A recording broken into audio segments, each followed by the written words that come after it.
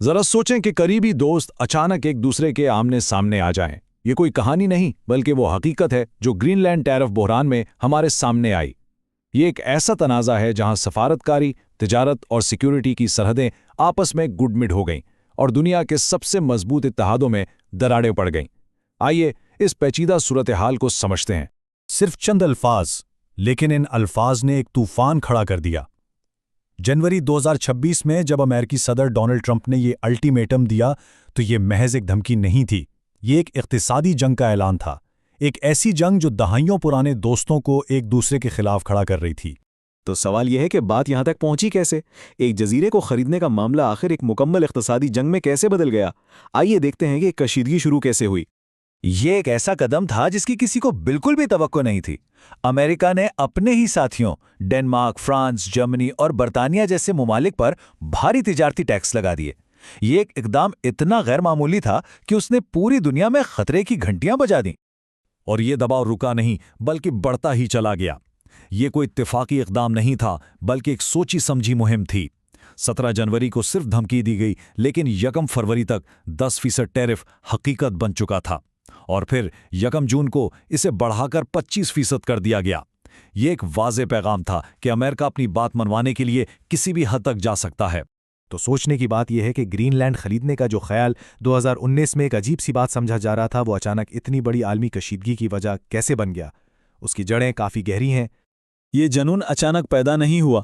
Green land میں امریکی دلچسپی کی ایک لمبی تاریخ ہے جو اب ایک خطرناک بحران کی شکل اختیار کر چکی ہے۔ آئیے اس کہانی کی گہرائی میں اترتے ہیں۔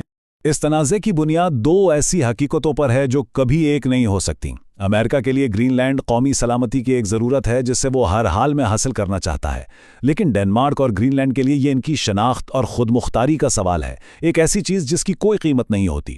یہی وہ ناقابل مصالحہ تقسیم ہے جو اس بحران کو اتنا خطرناک بناتی ہے۔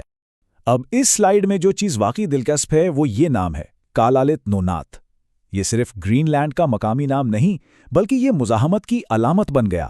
جب کوپن ہیگن اور گرین لینڈ کے دارالحکومت نوک کی سڑکوں پر لوگ نکلے تو ان کے بینرز پر یہی نام تھا۔ یہ ان کی قومی شناخت اور خود ارادیت کا ایک طاقتور اظہار تھا۔ لیکن آخر اس برفانی جزیرے میں ایسا کیا خاص ہے؟ اس کی اہمیت اتنی کیوں ہے کہ امریکہ اپنے قریبی ترین دوستوں سے بھی دشمنی مول لینے کو تیار ہے؟ جواب اس کی اسٹریٹجک پوزیشن میں چھپا ہے۔ امریکی انتظامیہ کے نزدیک یہ صرف زمین کا ایک ٹکڑا نہیں بلکہ آرکٹک میں طاقت کے کھیل کی چابی ہے۔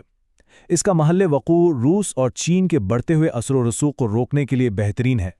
یہاں گولڈن ڈوم نامی جدید میزائل ڈیفنس سسٹم نصب کیا جا سکتا ہے، اور ہاں، اس کی قدرتی وسائل پر کنٹرول ایک اضافی بونس ہے۔ تو یہ ایک مکمل اسٹریٹجک پیکج ہے۔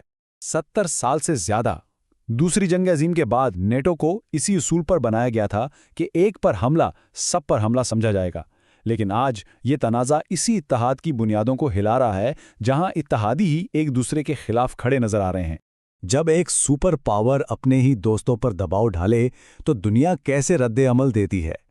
اس اقدام کے اثرات صرف ٹیرف تک محدود نہیں رہے بلکہ اس نے عالمی سطح پر ایک بھونچال پیدا کر دیا۔